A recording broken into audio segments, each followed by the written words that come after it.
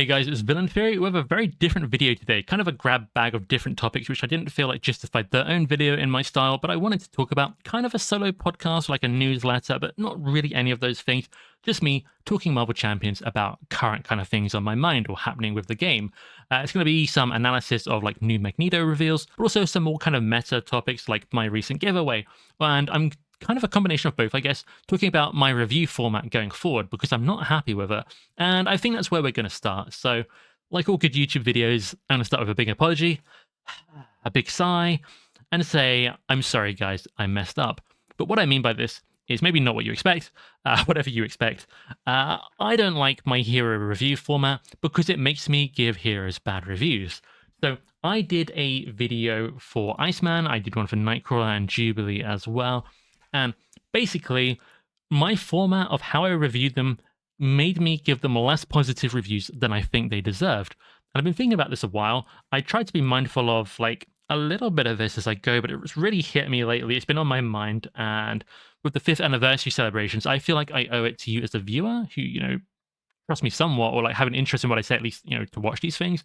But also the designers, if it ever gets to them, I just feel like, they put all this work into the product. And what's happened is, I am very analytical. That's kind of my thing. That's what I like to watch. That's why I try to do it. And, I really do enjoy getting into these cards and digging into like combos and efficiency and, all these different things, which isn't for everyone, but it's kind of for me.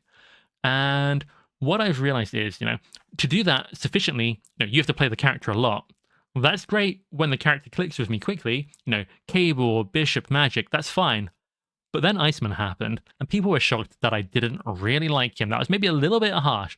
And it kind of comes from the previous heroes being, scoring really high for me, very genuinely, to the point that people are saying, oh, you're just saying positive things to be positive. Nope, I love them.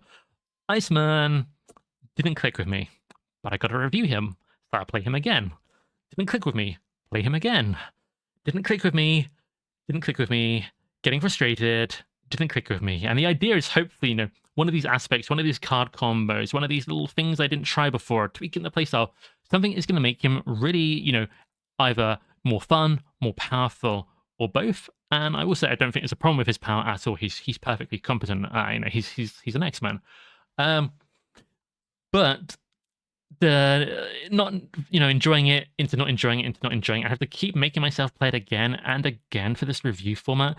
It really got me quite frustrated, and I think in the Iceman review more than, let's say, because I did a Nightcrawler review very recently, which wasn't like super negative, but it wasn't super positive either, but Iceman especially, you can tell I think I'm quite frustrated by him when I posted this video, when I recorded it.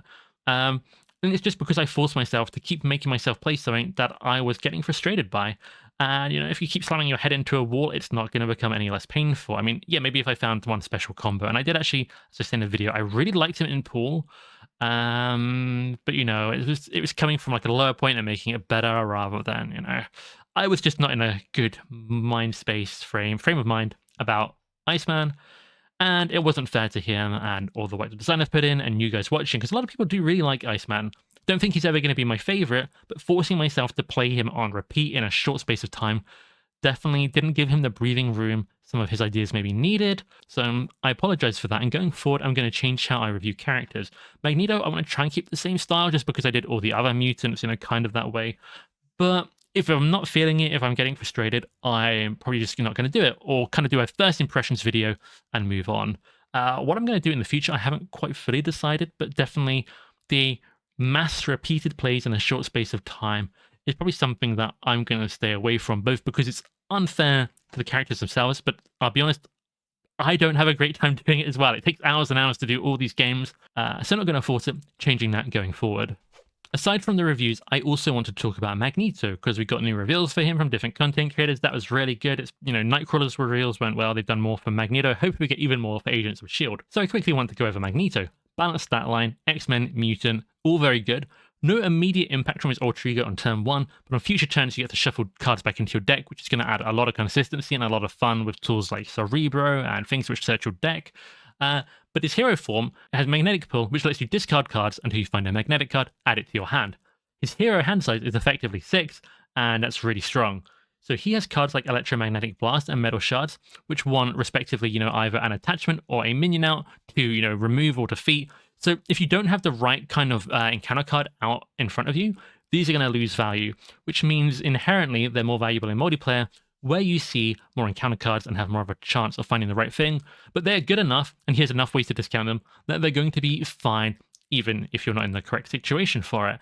And he's especially going to be fine because he has that bigger hand size. He'll find more cards at the right time, and if he finds cards that don't work at that time, he'll have more options for something else.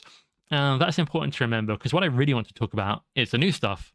And on my channel, I got to reveal Wrapped in Metal and Magnetic Missile. Wrapped in Metal shuts down a minion if it doesn't have the elite trait. Then Magnetic Missile throws that minion that's wrapped up in metal. But if you don't have a minion out, you can't Wrapped in Metal, and it has to be non-elite as well. So Wrapped in Metal could be a dead card in hand, same with Magnetic Missile. And he's got 2 copies of each, we've had confirmed now. So he's got 4 cards there, which don't work if you don't have the right type of minion out. And then he's got, basically, I think 4 cards up here, which aren't going to get full value unless you have the right kind of thing out as well. These are the big downsides of Magneto, and I wanted to highlight that because they are present. But 6 hand size, because you can find that magnetic card with his hero ability, that gives you more options, even if the options you are maybe finding aren't optimal. You'll have other things you can do, like I kind of said. But also, the Spanish podcast La Mano de Fanos, hopefully I said that right, I'm sure I did not, they revealed he's got a double resource card, Master of Magnetism, and he's got 2 copies of this. Combine this with Digging Deep, I mean, you could have too many resource cards, certainly, but he's going to be rich. He's going to, between the hand size and the resources, you're going to be able to afford a lot more than normal. So even if these options aren't hitting as hard as you'd like, or all of them being good options, he's going to have so much money. And typically in Marvel Champions, more money means more power. And we can look at Bishop for this, who will often, his hand will often have several resources in it, and you can't play those. You might have too many to spend, but he will still do well because, he can just afford whatever he does have. And it's going to be maybe vaguely like that. It's going to be reminiscent of Spider-Man Peter Parker, who, Spider Tracer, but there's no minion, enhanced Spider Sense, but there's no treachery. He can have, several dead cards or cards that aren't ideal, but because he's got that bigger hand size, because he's got lots of money, it still works out. And, you can just build card draw into these characters to get more options if you need to. So there is a downside, but it's also an upside, because getting 2 copies of that double resource is very, very strong. We also had Magnetic Bubble revealed by Winning Hand by my good friend Boom Guy, and this is really interesting as well.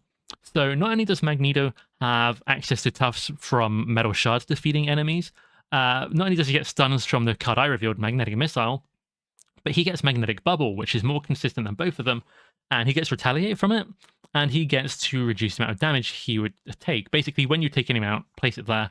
Once there's 6 damage there, discard it. Doesn't just prevent 6 damage. You could put 5 damage on it.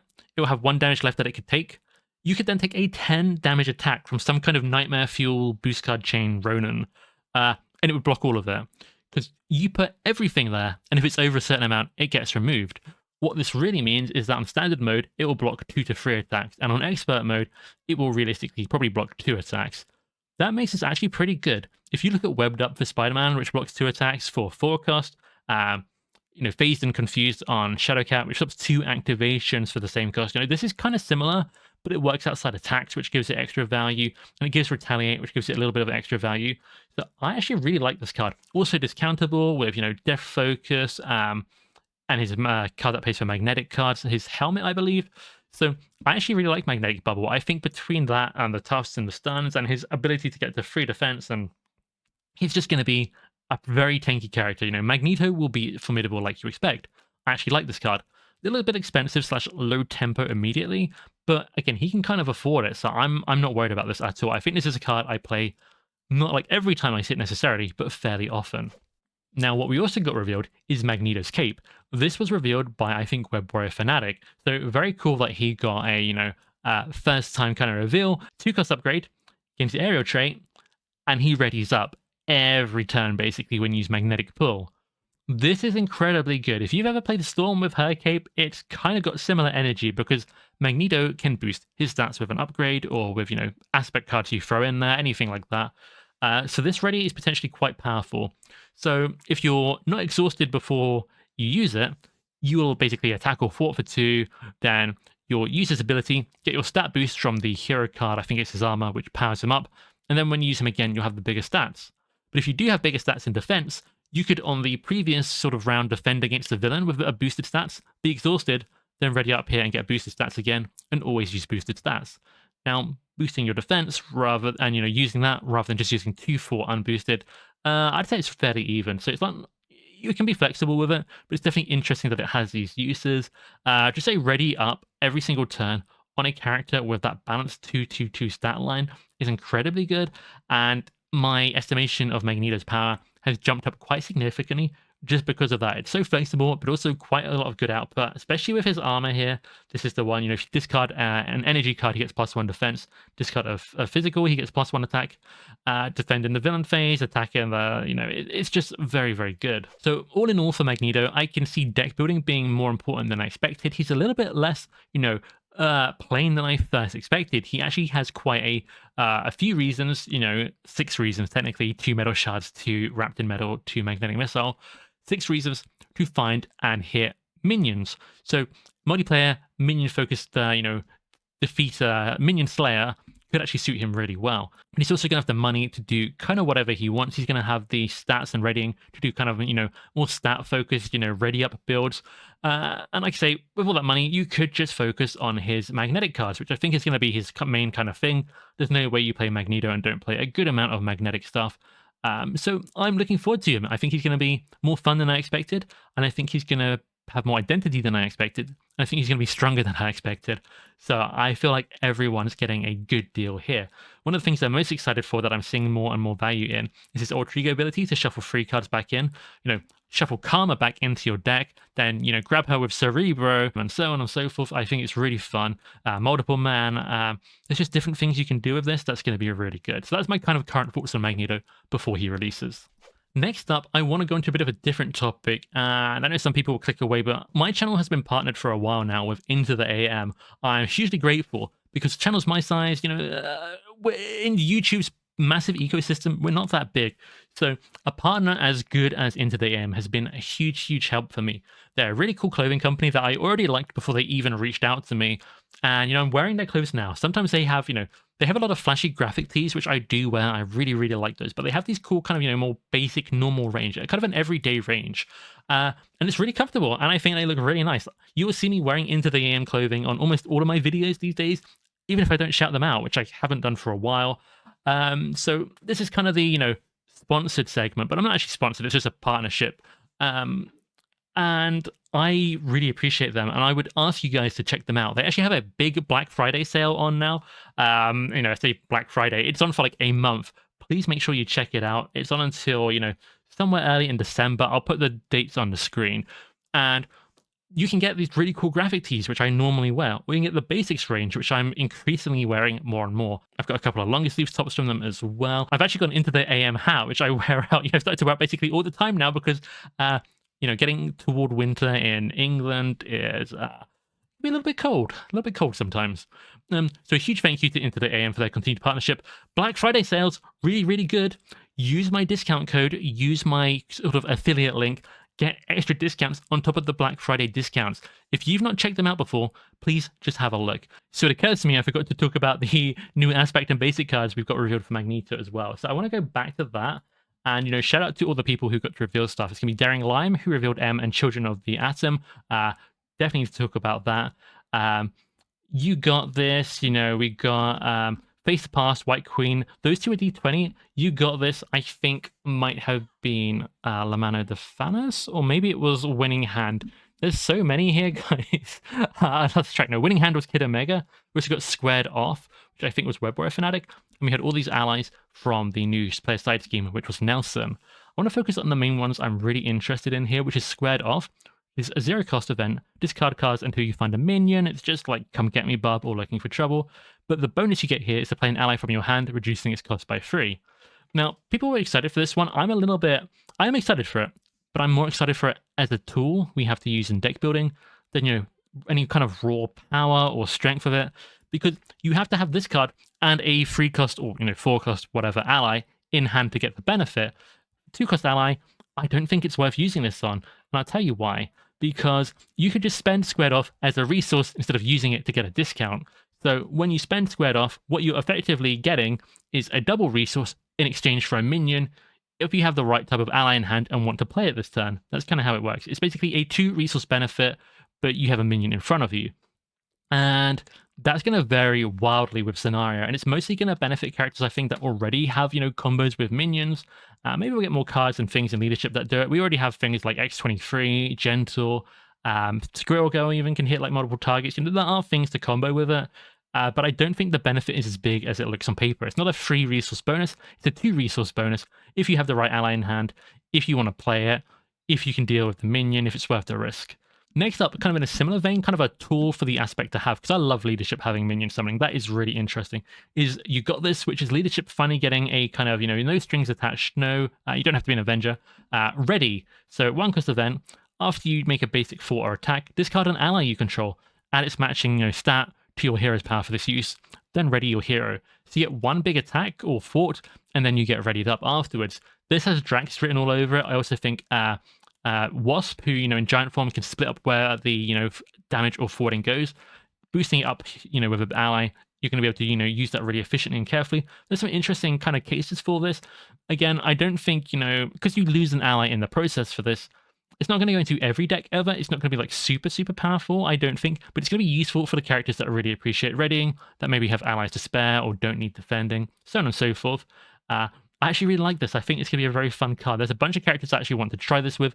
I think in terms of power, I like it a little bit more than Squared Off. And yeah, leadership getting minion summoning and a good ready in the same pack is huge. It makes this a very appealing pack for anyone considering getting a leadership pack. Winning hand got to reveal Kid Omega and 240, 2 attack for 2 cost. Incredibly flexible, incredibly good. Don't need to say much more than that. It's just, that's for 2 cost. 1 cost with Uncanny X-Men. Very strong Sonic trait. Why not throw it on everyone?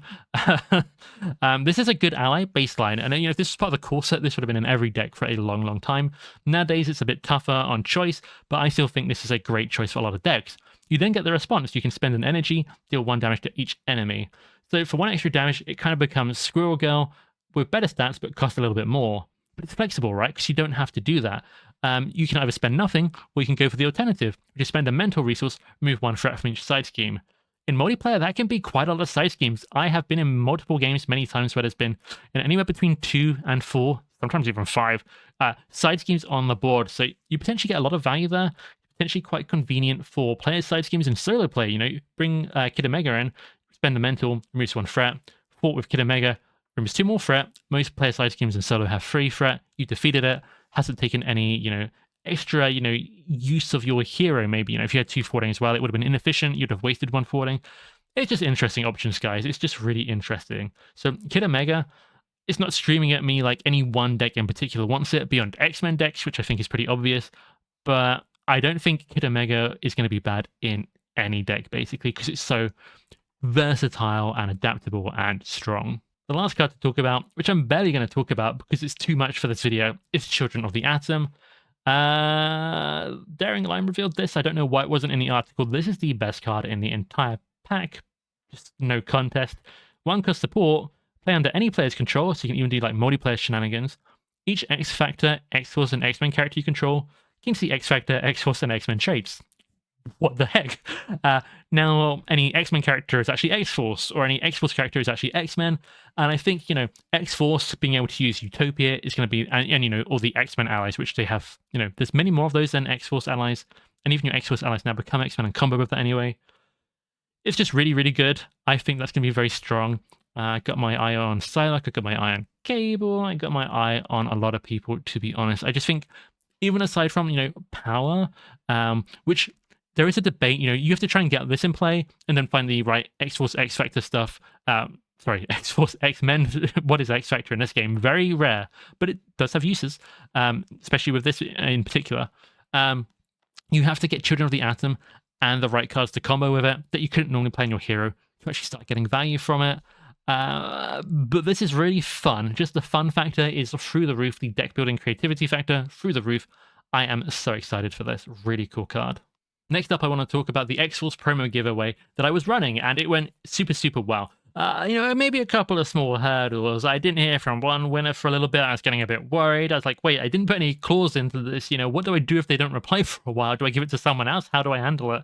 I gave away half of the stuff on a live stream, and what I didn't realize about YouTube live streams is you can't whisper people privately. So I had to try and figure out some weird, secure way to, contact people. A little bit strange, and we kind of had one kind of giveaway that kind of had two winners because I was doing a Q&A stream and I did Q&As back to the chat, and that's how they won stuff. They had to answer the right thing. It's kind of arguably two winners for one of them, so I've had to stretch the prizes, but I've, one of the winners, and that's Adam, I'll shout them out, chose to split their prize. So huge shout outs to Adam. Really, really generous. They chose to split their prize with the other potential winner, and I have not a full set of villain cards, but I do have some villain cards that I wasn't giving away because I had a weird amount of them. I'm going to supplement the split prize with those. So went into this expecting there would be 10 winners. We actually have 11. So from the sort of main way to enter, where the grand prize would be won as well, there was almost 400 entrants, I think, which is crazy. I randomly picked people. I recorded it, but since I didn't have any private names, it showed their emails. I can't share it. So we have from the live stream winning Frederick, Mr. Preposterous, Aiden, Adam, Lizka, and Daniel. So huge congratulations to them. And from the form you could, enter for the main draw with the grand prize, we had the normal winners being Nolan, Voicey, JF, and Corey. And the grand prize winner is Dave. So Dave is getting everything. All those other names I mentioned are getting like 5 X-Force cards. Dave is getting the entire X-Force promo set, which is insane. I'm very excited for them because I have my own copy, luckily, because I've been to, the events. They're so cool. So huge congrats to Dave, but also congrats to everyone else. If you haven't heard from me yet, if I didn't shout you out just now, unfortunately you haven't won, but thank you so much for participating. Maybe there'll be future giveaways, so stay tuned for that. And I actually did a second giveaway, a UK only giveaway, for a copy of Next Evolution, the whole expansion. Because of the size of the box, it was prohibitive to, ship that to the US. I would have probably, been better off just, ordering you one from a US store to go to your house, which sort of negates the point of someone donating one for me to give away. That has gone to Mrs. Spring, again, randomly picked, like with the X-Force promo giveaway. So hopefully you enjoy that. A huge, huge congratulations to everyone, and a double congratulations to Mrs. Spring. And I really kind of enjoyed doing this. So if I can get stuff to give away in the future, which it seems like I might, I do have a little lead. A very generous viewer has, left a comment recently, and, we've been talking. Stay tuned. Maybe we'll do something crazy and festive for December. Oh, and speaking of giveaways, I want to do a quick shout out to Winning Hand, who's currently doing some giveaways of his own. Look for that on his channel. Make sure you subscribe. You don't have to for the giveaway, but it would help him. I showed off in a community post this really cool Spider-Man, and I said, maybe in my next video, I will show off the alter ego. So here's a little look at it. It's a very, very cool custom promo. It's not an official promo. It's something Winning Hand, Boom Guy made. And it's really cool, though. I've used this recently, testing core set characters again, with just core set cards for the next episode of Shadow of the Cast. Here is the alter ego as promised. It's really cool. It's a little bit shiny here, but maybe that's okay not to see it perfectly just yet. It's Peter Parker basically doing the laundry. You see his, his Spidey outfit, his costume. It's really cool, really, really thematic. And as a bonus, I'm going to show off the She-Hulk, which I really like as well. She is ready for action. I used this in my most recent game with, it was Aggression, She-Hulk, Protection, Black Panther against Expert, Mr. Sinister with only core set cards, which was really quite interesting and really quite fun. And this card was awesome. It felt very fun to use it. So shout outs to Winning Hand as well. The final topic I want to raise is actually about the future of Marvel Champions, which is a video I just did, but I was talking about something very different. I was talking about what I want to see coming up in the next expansion, in terms of aspect cards and combos and little bits like that. It's little wish list kind of stuff. But in Marvel Champions 50th anniversary celebrations, there was an article that came out and they said, hey, thanks for all the fish. I'm out of here. That was basically the longest serving, lead designer currently working on the game. That was Caleb. He's been behind some of the best stuff in Marvel Champions like Rise of Red Skull, Star-Lord, that's my bias showing. And he's leaving, which initially made me really sad. But the game is in really good hands with Tony Fanchi, who did Mojo Mania, Next Evolution, characters like Cable, Angel, X-23, and is doing the Agents of S.H.I.E.L.D. expansion coming up. So it's definitely really sad to see Caleb leave. I, really grateful for everything he's done for the game. He made the game what it is today. He's been working on it since day one, from the Corsair onwards. He pitched a lot of the ideas for this. He's such a huge Marvel fan, X-Men fan. He's got one more expansion coming up, he has said in the live stream. So not this expansion, but the next one I think will be his last kind of project, his fantastic swan song. And one of the reasons I really wanted to talk about this is because somebody in my comments recently said, yeah, they brought in new designers, but, Caleb leaving. This feels like the sunset period for the game. I give it 3 more years top. GG, kids. That's a direct quote. I think they were trying to be funny. I don't think they were trying to be mean. But the point was, they thought this spelled the end for Marvel Champions. Now, Caleb isn't actually leaving Fantasy Flight Games. He's just doing a different project, is my understanding. And more than that, though, what I think is happening is the game is continuing. But here's the thing. The game has been out for 5 years, with constant releases. 3 more years is quite a lot of stuff, especially without the hold up of the pandemic. They said they're trying to get the release schedule back to normal, so it won't be as slow as this year. We're potentially getting anywhere between 3 and 6 more expansions within the next 3 years. So I think 6 more expansions for the game, if that was it for Marvel Champions, that would be absolutely fine. I would be so happy with that. I hope it goes on longer. Obviously, it's my favorite game. I got no reason to want it to stop. But let's just say this person is right. I actually think that's not a bad thing at all. I think this game will have put out so much content, so many heroes. There's always more with Marvel, but it would be amazing if it did. So, good games, kids statement. I would think this was a great game, and I'd be very happy with that. But I don't think that's what they're doing. What they said on their previous live stream, one of their Gen Con announcements, I think, they said they're putting more resources into the game than ever, because they have replaced this one designer, Caleb, with 2 designers, which, on one hand could speak to how big Caleb's boots are to fill. He is, the OG. He's Caleb. He's fundamental to the game until this point. But 2 more designers does not sound like they're sunsetting the game to me. Why'd you bring on 2 new people to replace one if you were going to dial back the game? I don't think they're dialing it back. I think the game is doing really well, and they're putting more resources into it than before, which is tremendous. They're getting, the releases out faster again. So my, 3 years is a long time. Anything could happen by then. Even if they don't intend to sunset the game now, it could happen by then anyway, coincidentally. Even if they do, I don't think it's a bad thing. But my understanding of the situation from looking at everything is, no, the game is, doing better than ever, and I'm really excited for the future. I don't expect it to stop. I watched a live stream recently where they actually introduced the designers in person. They had Caleb there, they had Tony Fanchi, also the new designers, Aaron and Frank, who've both, I think, worked a little bit on the game before. I think definitely Aaron worked on some, Galaxy's Most Wanted, Mad Titan Shadow, that kind of era before he's moved off to other projects again. He helped out with that. And, I think with the Star Wars deck building game Caleb did, I think Frank helped him. So these guys have done a lot of Fantasy Flight games for a long time, and, I think had an interest in Marvel Champions already. They played the game with Tony and Caleb, and everyone looked like they're having so much fun. I think, in terms of having watched almost all of their live streams in, the last few years, this was some of the most fun I think I've ever seen the designers have, playing as a 4, and the new ones, Aaron and Frank seemed so invested. I was actually really excited. I think they're going to be really enthusiastic, bring new ideas to the game.